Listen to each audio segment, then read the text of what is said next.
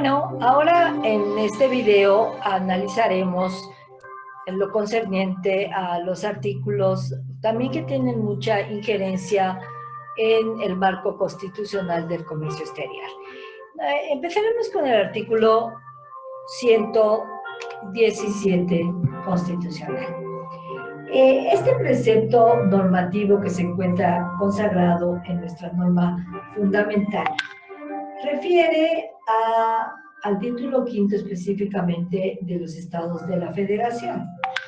Y dentro de este precepto de nuestra norma fundamental, habla las provisiones que tienen en un momento dado los estados para restringir e incluso para celebrar alianzas, tratados o coaliciones con otros estados, ni con las potencias extranjeras, ¿sí? O sea, en ningún caso podrán ellos realizar estas actividades relacionadas precisamente con esto. Recuerden ustedes que si bien es cierto que los acuerdos interinstitucionales manejan una posibilidad de establecer a nivel estatal, municipal y federal ciertas alianzas en materia comercial, en lo que a nuestra disciplina refiere, también lo es que el 117 habla precisamente de que los estados no pueden realizar esto.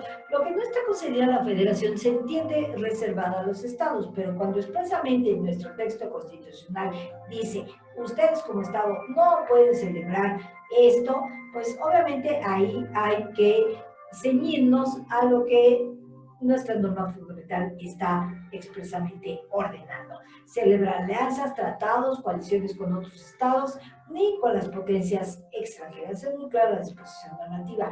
La fracción segunda está derogada. La fracción tercera dice que perfectamente no pueden ni acuñar moneda, ni emitir papel moneda, estampillas, ni papel sellado.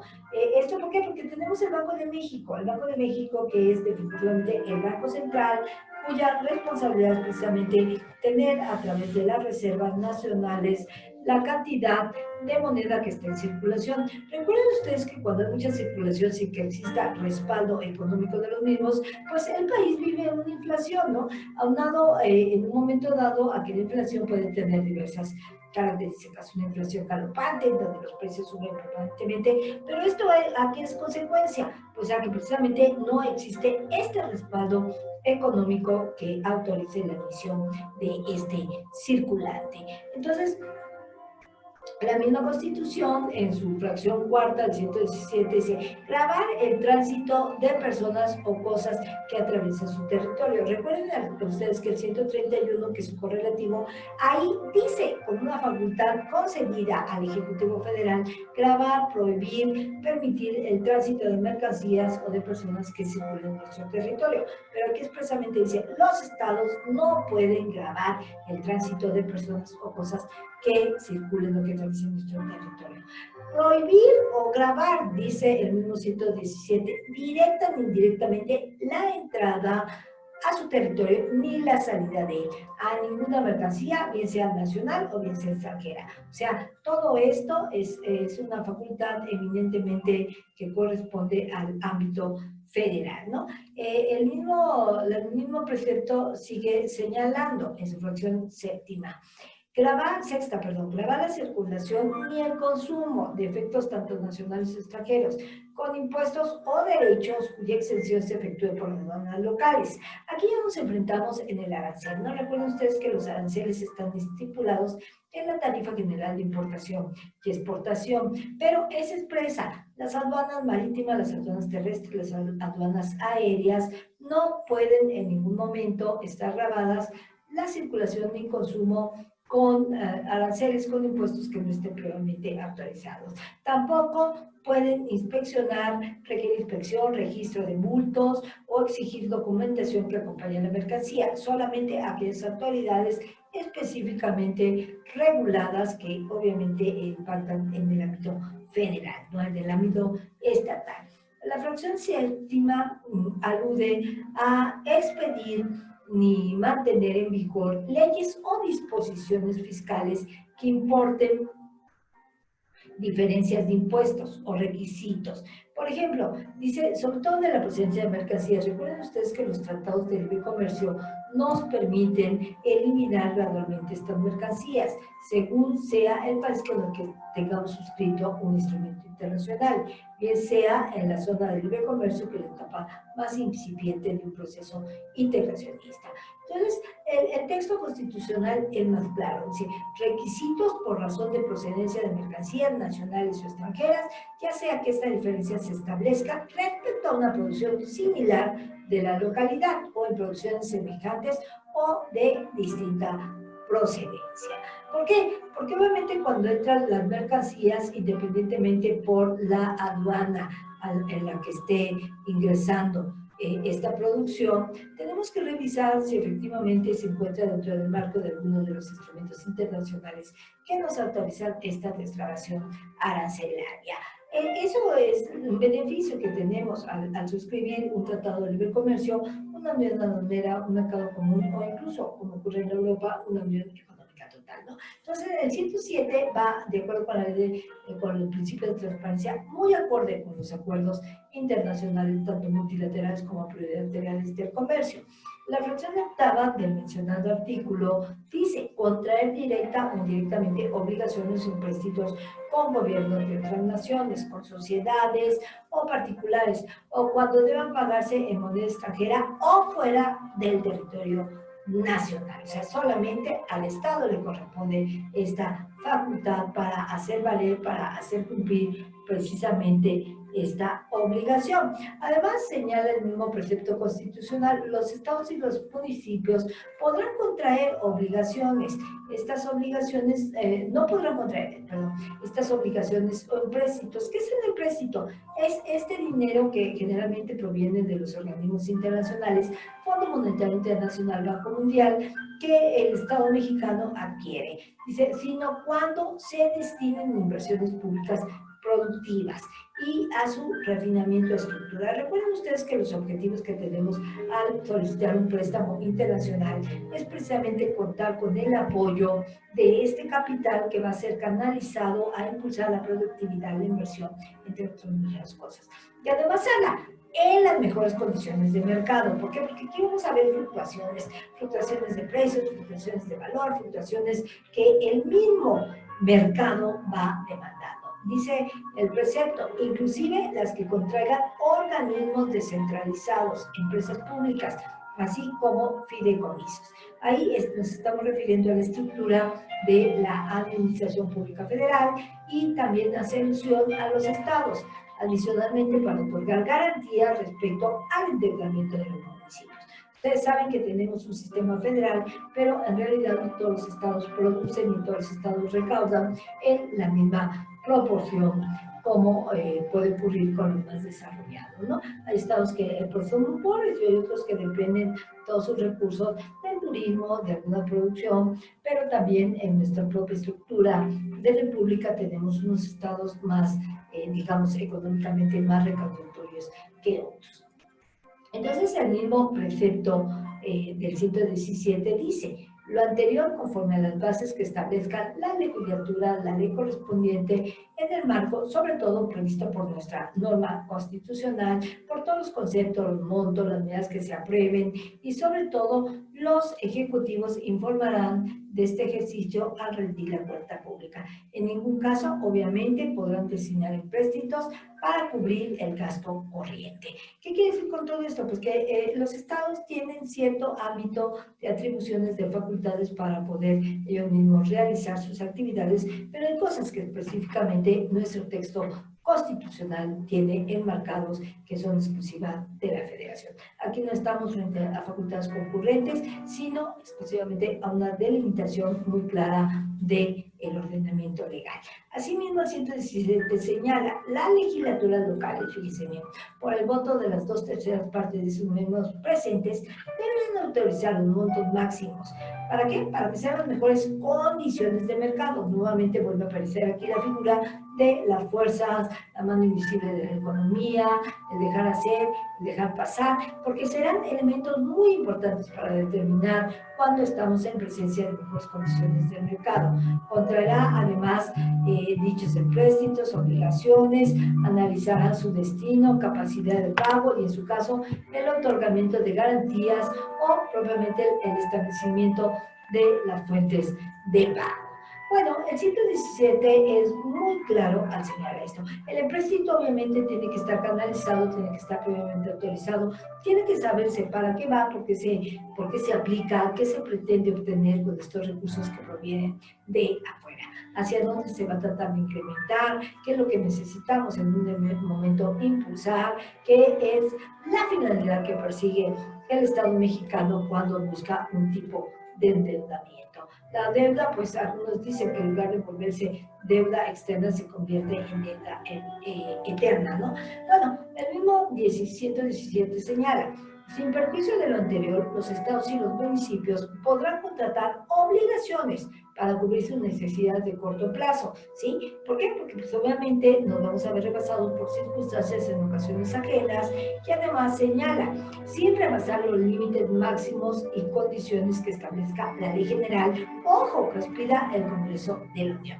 Dichas obligaciones podrán ser a corto plazo, deberán liquidarse a más tardar, expresamente, 3 meses antes del término del periodo de gobierno correspondiente y no por ningún motivo podrá contraer nuevas obligaciones durante los últimos 3 meses. O sea, ahí marca plazos que son perentorios, que están obligados a contraer, a contener, a tratar de buscar un verdadero orden en el manejo de las finanzas públicas que se presenta dentro de la estructura tanto federal como la estructura estatal y municipal. Lo que buscamos es un equilibrio en la manera como incrementamos y fomentamos la economía, el comercio. También habla en la fracción novena de gravar la producción, el acopio a la venta del tabaco en rama distinta o con cuotas mayores a las que el propio Congreso de la Unión autoriza. Recuerden ustedes que el 73 constitucional faculta expresamente al Poder Legislativo para regular estas actividades.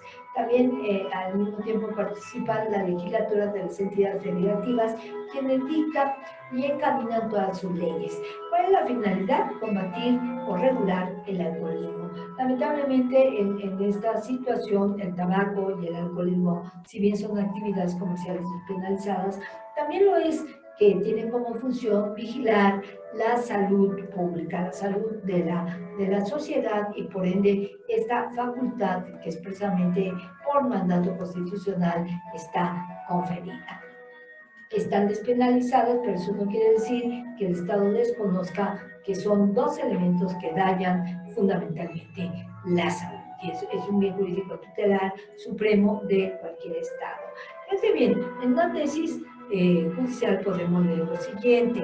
Estamos en presencia de una tesis de la primera sala del libro 3 del año 2014, del tomo primero, página 640, y es una tesis aislada. ¿Pero qué dice?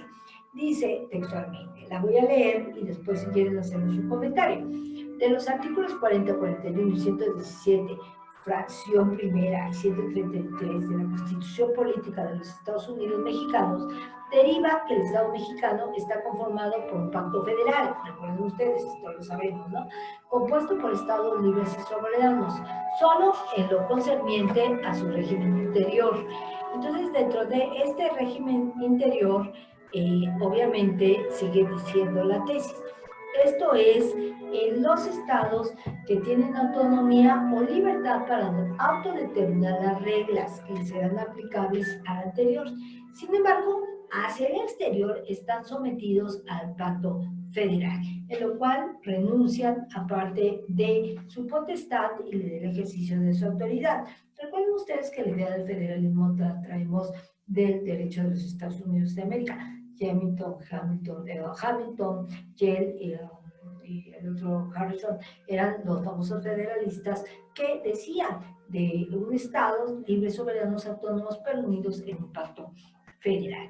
Entonces señala lo siguiente, así, frente al exterior, el Estado mexicano es un todo unitario, es está en la cúspide del Estado federal y sobre ellos prevalece la Constitución General de la República, que viene a ser la norma fundamental de toda la Unión, ya que regula de forma general a todos los estados miembros de la Federación, así como a los órganos tanto federales y al Distrito Federal o Ciudad de México, sede de los poderes de la Unión. Esta norma superior delimita los ámbitos de validez de los órdenes normativos internos, local, federal. Sin embargo, dice esta tesis, esta delimitación solo es aplicable al régimen interior del Estado mexicano, más no a la representación del Estado mexicano hacia el exterior, donde actúa a través de sus órganos federales en representación de toda la Unión, ya que a las entidades federativas les está prohibido expresamente por el artículo 117, fracción primera de la Constitución Federal, realizar alianzas, tratados o coaliciones con estados extranjeros. Esto es, los estados miembros de la Federación no tienen una representación externa, sino solo interna. Por tanto, la facultad de celebrar convenios internacionales debe ejercerse a través de los órganos de la Federación. ¿Sí?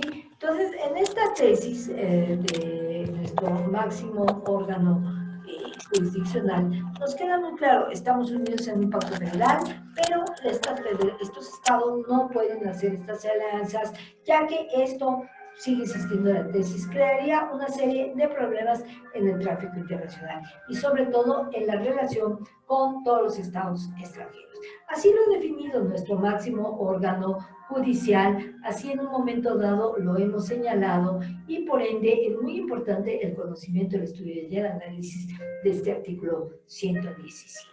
Bueno, siguiendo el camino y el reconocimiento que tiene el artículo constitucional en materia de comercio, ahora me traslado quizá a lo que consideremos la columna vertebral del comercio exterior y sobre todo su relación con el comercio internacional, que es el 131 constitucional. Fíjense bien, este artículo 131 constitucional es muy interesante y es la clave de nuestra ley reglamentaria, que es la ley de comercio exterior. El 131 constitucional alude precisamente a la facultad que expresamente le delega la Constitución al Ejecutivo para aumentar, disminuir o suprimir los aranceles, las mercancías que circulan en nuestro territorio, grabarlas de manera específica, tanto importaciones como exportaciones que pasen, circulen dentro de nuestro territorio nacional.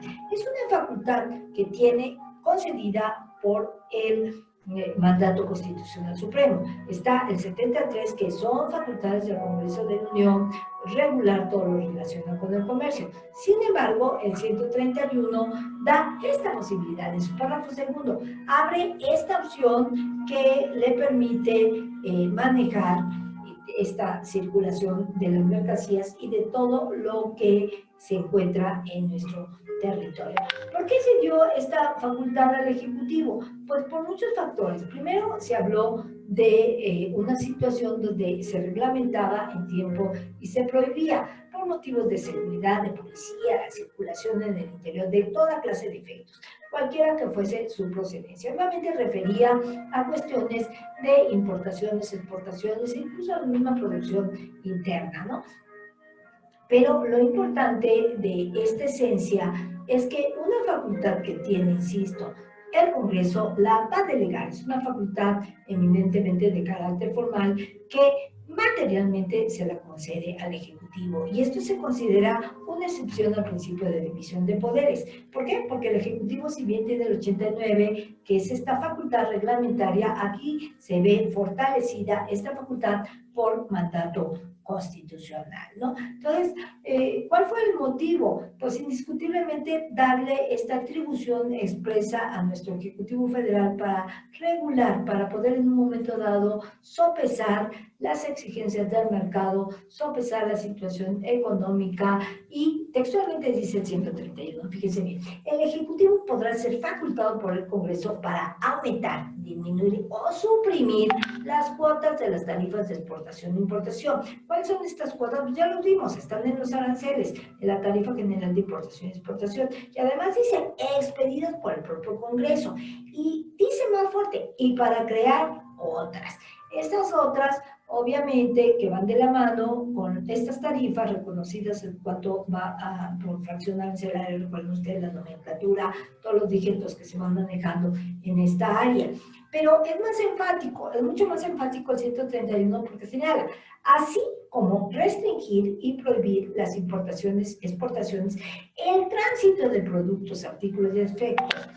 Ojo, usa un término, cuando lo estime urgente, a fin de regular el comercio exterior. O sea, no tiene por qué en un momento dado a capricho decir voy a prohibir, voy a restringir, no, tienen que ser en condiciones de que lo estime urgente. Y sobre todo buscando la economía del país, la estabilidad de la producción nacional o realizar cualquier otro propósito en beneficio del país. Esa es su obligación por mandato constitucional, una atribución expresamente concedida que se considera, insisto, una excepción al principio de división de poderes. El Ejecutivo, en este caso, está legislando, está teniendo facultades que en su esencia corresponden al poder legislativo, pero va buscando un equilibrio en la economía, va buscando precisamente la estabilidad, va buscando ser, digamos, un actor permanente en cuanto a lo que refiere de un desarrollo económico comercial tan importante para nuestro país. Luego dice el mismo 131, el propio Ejecutivo, al enviar al Congreso el presupuesto fiscal de cada año, someterá a su aprobación el uso que hubiese hecho de esta facultad concedida. Requisitos: cuando lo estime urgente, en materia de comercio exterior, buscando la estabilidad económica, buscando el bienestar comercial, buscando favorecer el desarrollo comercial de nuestro país. La facultad, que podemos decir, formal del Poder Legislativo, concedida al Poder Ejecutivo y que va en su correlativo de la mano con esta facultad que tiene dicho poder de proveer en la esfera administrativa la exacta observancia de las leyes. Ahora voy a leer una tesis relacionada con el tema en comenta. Dice: comercio exterior. Con fundamento en el artículo 131, segundo párrafo de la Constitución Federal, el presidente de la República está facultado para modificar las cuotas arancelarias preferenciales pactadas en el Tratado de Libre Comercio de América del Norte, o TEMEC. Hay un nuevo tratado, porque el TEMEC no es una renovación, es un nuevo tratado. Máximo cuando lo hace con motivo de un laudo arbitral dictado por la OMC, la Organización Mundial de Comercio. Y textualmente, esta tesis, que es de la primera sala de mayo del 2007, tomo primero, que está en la página 131, leo: el citado precepto constitucional mencionado confiere atribuciones al presidente de la República para aumentar, disminuir o suprimir las cuotas de las tarifas de exportación o importación expedidas por el Congreso de la Unión. Acuérdense que la TIGE es competencia de ellos, ¿sí? Así como para crear otras distintas a la aprobación por este medio la legislación correspondiente. En este sentido, se concluye que el titular del Ejecutivo Federal está facultado para modificar las cuotas arancelarias preferenciales pactadas en el Tratado de Libre Comercio de América del Norte, hoy TEMEC. Máxime si se advierte que el ejercicio de estas atribuciones no es unilateral, sino que obedece a un laudo arbitral dictado por un panel constituido por la Organización Mundial de Comercio.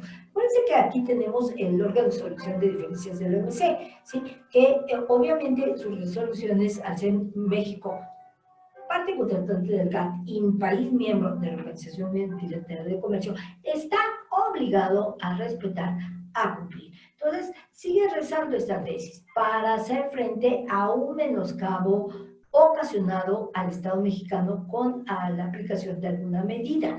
Esta medida puede ser adoptada por otro socio comercial o para combatir, ojo, al acuerdo antidumping y al acuerdo sobre subvenciones y medidas compensatorias.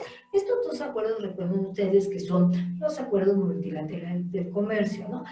Habida cuenta, dice la tesis, que las atribuciones constitucionales mencionadas fueron introducidas por el poder reformador, para enfrentar situaciones que ocasionen un daño o menoscabo a la economía nacional.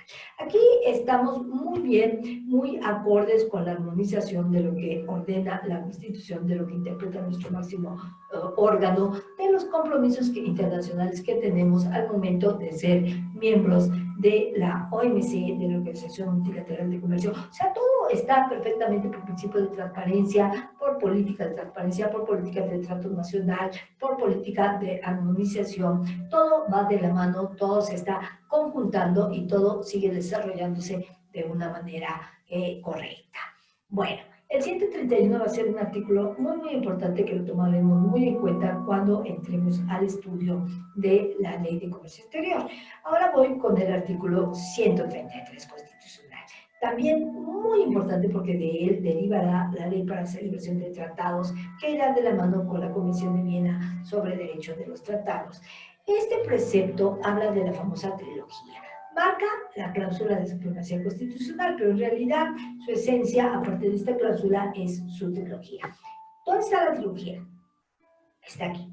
Esta Constitución, las leyes del Congreso de la Unión que emanan de ella y todos los tratados que estén de acuerdo con la misma, celebrados y que se celebren por el presidente de la República, o sea, nuestro Ejecutivo Federal, con aprobación del Senado, serán la ley suprema de toda la Unión. O sea, ahí está la trilogía, la Constitución, los instrumentos internacionales, las leyes federales y locales, todo esta triada que se articula y se reconoce en el 133 es lo que va a comprometer al Estado mexicano con los estados extranjeros. Nosotros, al ser parte de una comunidad internacional de naciones, buscamos precisamente estar cumpliendo con los compromisos internacionales. Someter, obligar al Estado mexicano a estar acorde con la evolución, con los principios, con las garantías, con la defensa de derechos humanos, las garantías de seguridad, de certeza jurídica, todo esto que conlleva a la sana convivencia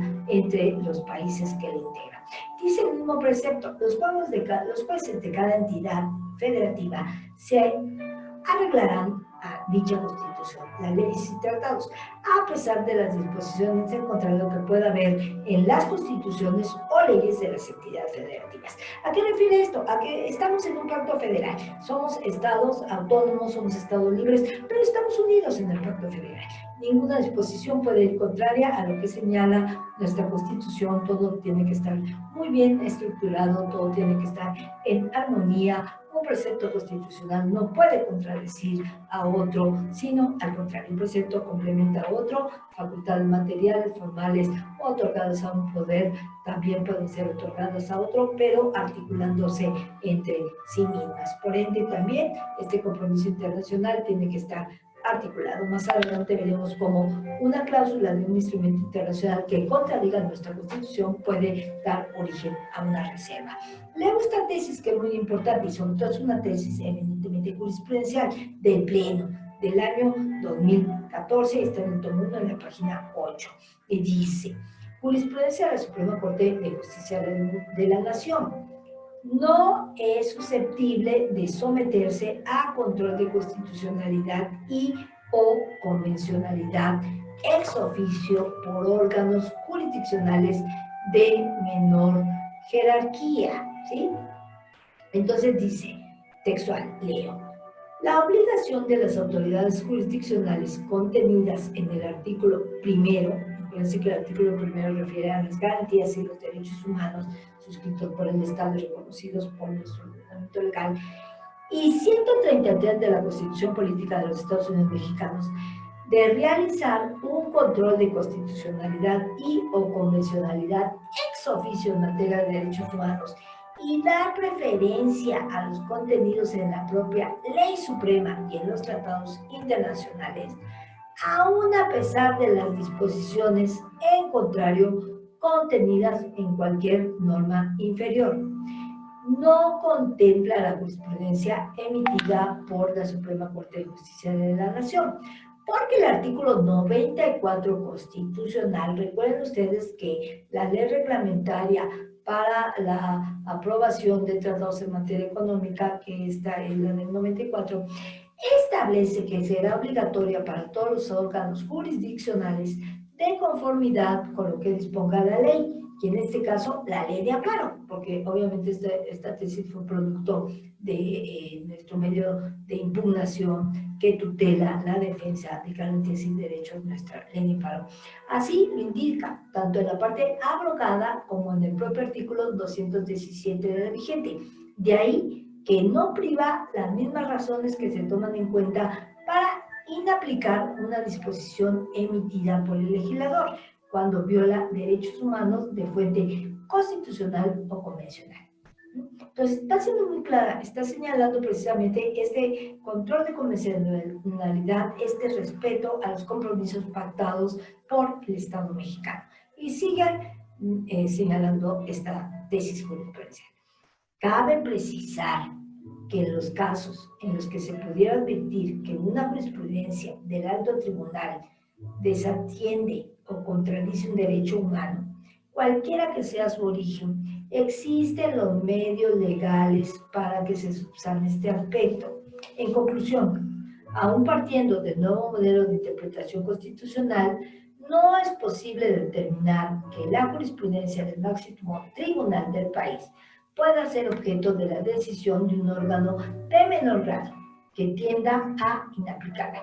¿Como resultado de qué? Pues del ejercicio del control de convencionalidad ex oficio, porque permitirlo daría como resultado que perdiera su carácter de obligatoriedad, ocasionando falta de certeza y de seguridad jurídica.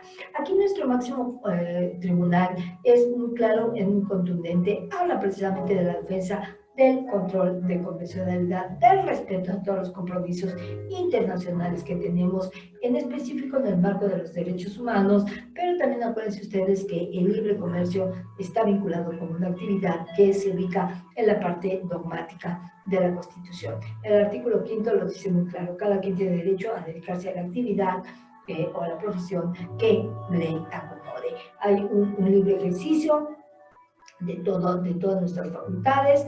Todo esto del artículo 25, todos los preceptos que están en nuestra Constitución y que corresponden a su capítulo económico, están en la parte eminentemente dogmática, en la defensa de las garantías de los derechos humanos, la libertad de comercializar, de intercambiar bienes y servicios. De aquí la importancia que tenemos de aplicar, respetar tanto el 117, el 131, que es la base del comercio exterior, de reglamentaria de nuestra ley de comercio exterior, y este gran privilegio que tenemos de comprometernos internacionalmente a través de las acciones que realiza el Ejecutivo Federal con la aprobación del Senado y darnos la oportunidad de pertenecer y de interactuar con la comunidad internacional de naciones.